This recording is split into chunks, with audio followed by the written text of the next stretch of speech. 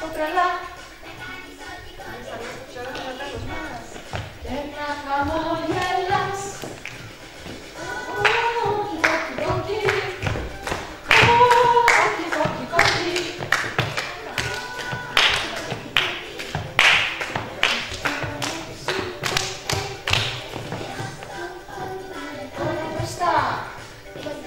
Πίσω μπρος, το τρελά.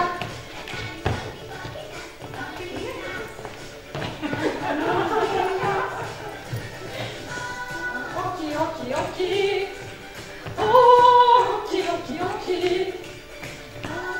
Όχι, όχι, όχι. Τρέξουμε τρελό. Ό,τι παρακάνει εδώ μπροστά.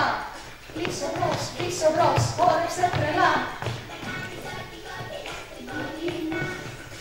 Να χαμογελάς. Όχι, όχι, όχι.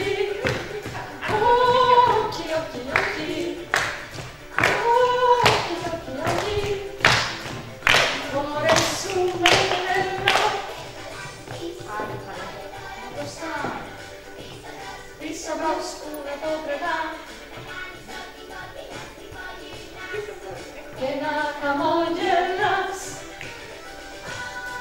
Όχι, όχι, όχι,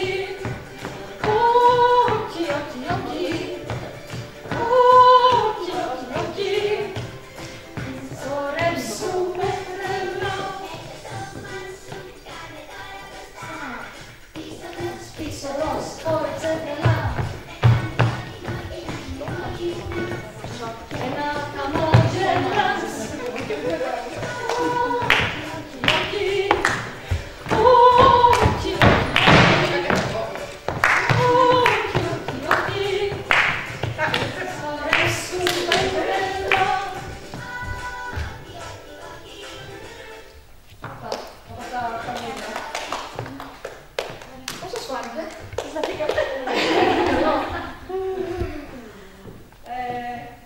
Αυτά βασικά ήθελα να δείξω. Τώρα, όλα αυτά, όλες αυτές οι μουσικές δραστηριότητες έγκυται στη μέθοδο του Dalcroze, Jacques Dalcroze, που έλεγε το σώμα. Δηλαδή, το σώμα είναι σημαντικό, ότι τα παιδιά μπορούν να αποδώσουν τη μουσική με το σώμα, με τα μουσικά όργανα, ενώ Κόνταλη ήταν περισσότερο,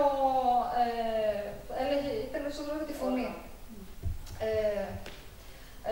Και έλεγε ότι το παιδί πρέπει πρώτα να μάθει πριν αρχίσει το τραγούδι, να τραγουδάει σωστά, να χτυπάει ρυθμικά του, δηλαδή να κάνει σωστό ρυθμό και μετά να έρθει η τυπική διδασκαλία.